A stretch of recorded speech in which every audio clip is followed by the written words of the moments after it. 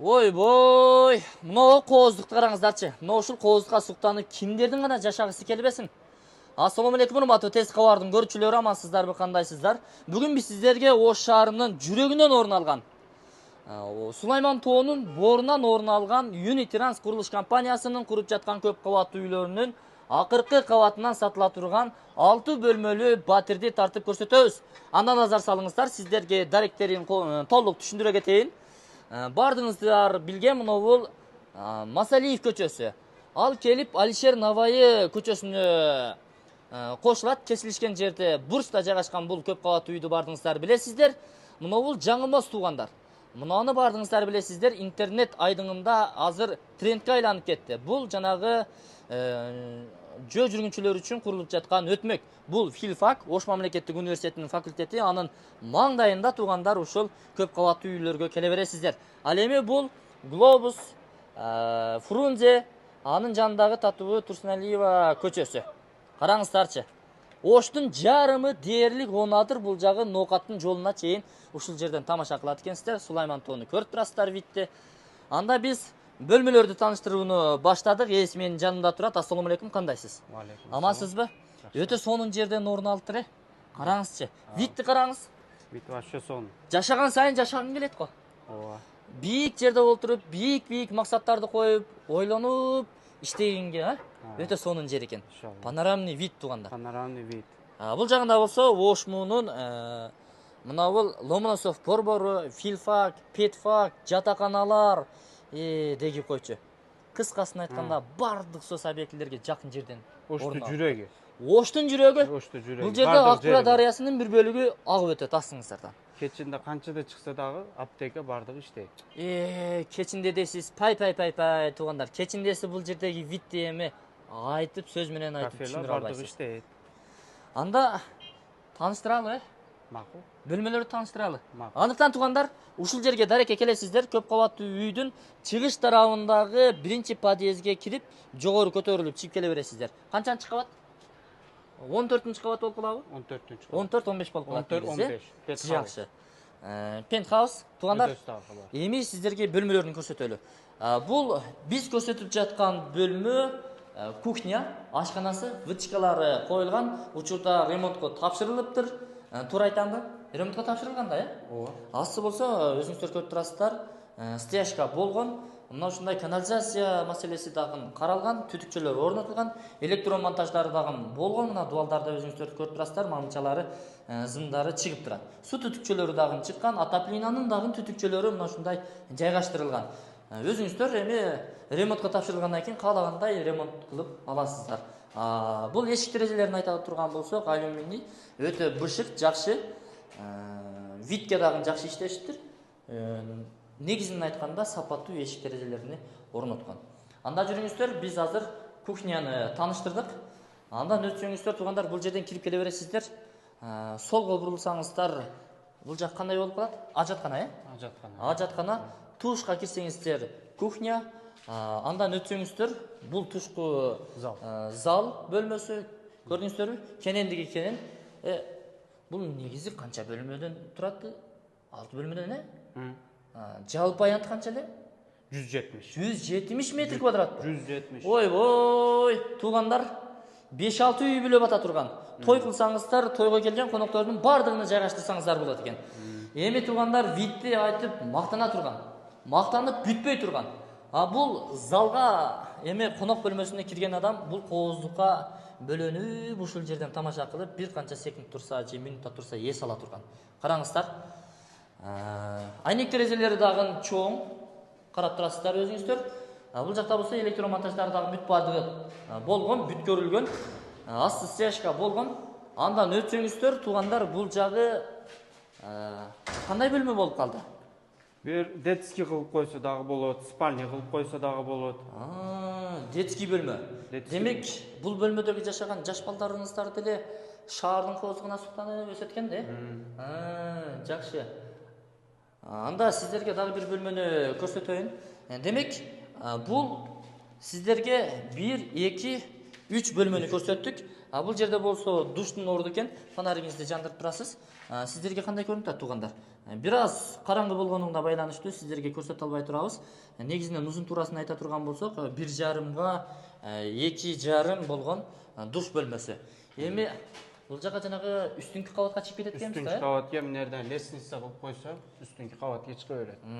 Каалагандай овальный тепкич жасаса болот, же болбосо бурчтуу, кыскасын айтканда өзүңүздөрдүн табитиңиздерге жараша тепкич жасатып аласыздар. Биз азыр сиздерге мына ушул шатыдан чыгып көрсөтөбүз туугандар. Жүрүңүздөр. Кана, бисмилла. Бул үйдү ремонт кылып алса, жер үйдөн айырмасы калбай калат го деме? Ооба да. Жер үйдө эле, бирок бийиктикте жайгашкан. Жакшы. Демек 14-15 кабат болуп калат экен. Бетхаус. Бул жакта туугандар электромонтаждар дагы бүт бардыгы болгон, суу түтүкчөлөрү, отопление түтүкчөлөрү дагы чыгыптыр. Биз азыр эле мына жактан чыктык туугандар. Эми проект астыдагыдай эле экен да, демек. Астыда кандай. Зал, кухня, спальня. Жакшы. Бул жерден чыккандан кийин бул жакты холл кылып пайдалансаңыздар дагы болот экен. Кичи холл деп койсок болот. Андан өтсөңүздөр дагы бир бөлмө. Бул бөлмөнү кандай бөлмө кылып койсо болот? Каласа зал. Каласа зал кылып койсо болот. Каласа Каласа офис кылып койсо болот. Офис. Офис кылып койсо болот. Бизнес комната. Бизнес комната. Эң бийик бөлмөдө олтуруп бизнес пландарды жазып, Вид карап. Жакшы. Бул жанагы залдын 2-чи кабаты экен. Муну дагы ошол зал кылып эле пайдаланса болчудай. Көрдүңүздөрбү туугандар? Бул жакты дагы бир көрсөтүп коеюн. Эми бул кайра эле ушул видти шаарды көрсөтө бересиңби дешиңиздер мүмкүн. Көрсөтөм эле. Караңыздар. Бийик деген сайын кооз көрүнөт экен.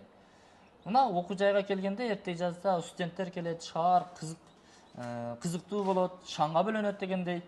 Ушул жерде университетте не иш чара өткөнүн ушул жерден тамаша кылып, жаңылыктардан атта калбай маалымат алып турасыздар. Тетиги жердеги өтмөк дагын бүтүп калса буйруса, ушул жердеги кызыктуу нерселерди дагы ушул жерден тамаша кылып отурасыздар. Ал дагы бир кооздукка бөлөнөт. Анда бул зал деп эсептей берели. Эми каалагандай бөлмө кылып алса болот негизичи. Жакшы. Стяжка болгон мунун дагы. Потолок болсо өзүңүздөр көрүп турасыздар, таштамайлар ташталган. Үстү болсо жабылыптыр. Жакшы. Утепление болгонбу жогору тарабы? Утепление болгон, Демек, бул жака өтсөк, жанагы эле душтун орду, вытчкалары бар, асты стяжка болгон. Жакшы. Бул жерде эми бир аз бош ордуктар бар экен, шкафча жасатып, Шкафка жасатып, полный кладовка кылып, кийим-кечек барды. Гардероб койсоңуздар дагы болот экен. Же болбосо, жанагындай күзгө орнотуп койсоңуздар дагы болот. Киргенде чыкканда өзүңүздөр жасанып, кийин өзүңүздөрдүн кийимиңиздерди түздөп, жасанып чыгып кете бересиздер. Бул дагы бир бөлмө, спальня кылып пайдалансаңыздар болот. Мунун дагы туугандар тетиги жерде түтүкчөлөр отурат. Ал жерге жанагы отоплениянын түтүкчөлөрү орнотулган. Мына өзүңүздөр көрүп турасыздар. Бул жакта дагы целый ушул айнек терезелери орнотулган. Сизге бир суроо бергим келип турат да.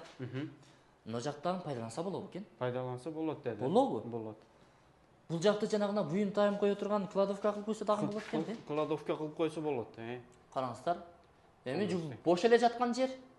Өзүңүздөр кичине ремонттоп, актап сырдап, бир бөлмө кылып алсаңыздар, ал жака эми ашыкча буюм тайымыңыздарды ушул жака жайгаштырсаңыздар болот. Ушул жерден кичине секиче кылып коесуздар мына. Жаш балдарыңыздар түйүнчөктөрдү, буюм тайымдарды алып келип, кызматыңыздарды кыла берет. Негизи бул үй жакты мага. Алган адам жыргайт. Өзүңүздөр эле жашай бербедиңиздерби? Сатпай эле? Бизге кичине акча керек болуп калды. Акча керек болгондугунан. Өзү акча керек болуп калып, ушуну сатыш керек болуп калды. Өзү. Жакшы. Квадрат метрин 170 дедиңиз, Туугандар, 170 метр квадраттуу үй сатка коюлду. 6 бөлмөдөн турган батир.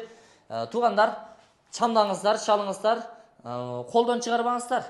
Мындай үйлөр, батирлер чанда кездешет. Жетишип калыңыздар, алып калыңыздар. Кийин аттиң болот. Чынын айтканда, себеби бул жер Оштун жүрөгүнөн орун алган. Сиздерге дагы бир жолу видти көрсөткөнчө түшүндүрүп айтып өтөйүн. Бул болсо университеттин жаны болсо, келечек базары бул жерде болсо, көп кабаттуу үйлөр түшүп атат. Тетиги жерде бир канча факультеттер жайгашкан, мектептер бар. Башняны көрдүңүздөр, Фрунзе гипермаркет, глобустар, бул жак арка. Эгерде шаардан сыртка чыгып кетем дей турган болсоңуздар, арка тараптан ушул жерден чыгып кете бересиздер. Караңыздар, Мадынын бир канча айылдары дагы ушул жерден көрүнүп турат экен.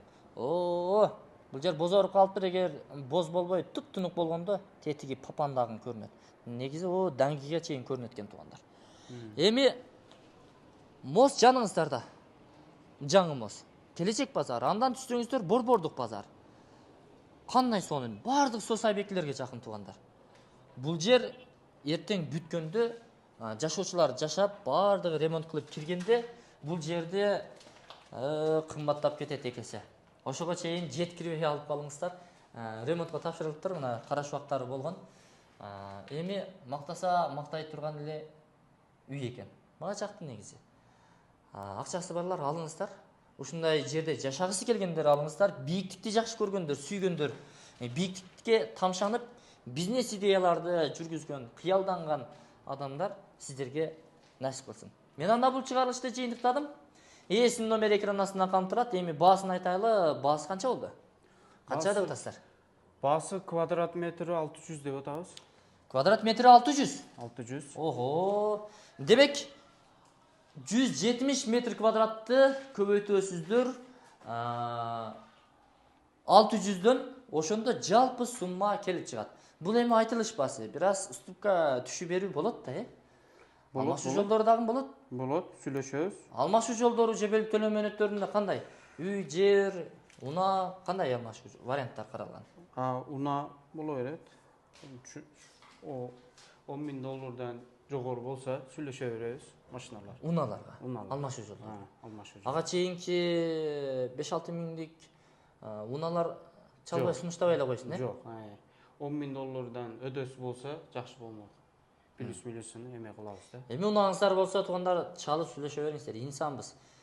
Жүзүбүз жарык, жылдызыңыздар келишип кала турган болсо, аны сүйлөшө бересиздер. Эң негизгиси карыз төлөнөт, катын жаңга калат дегендей кыргыз макалы бар. Үйдө колго киритип алсаңыздар, кенен жашай бересиздер. Мен анда бул чыгарылышты жыйынтыктадым.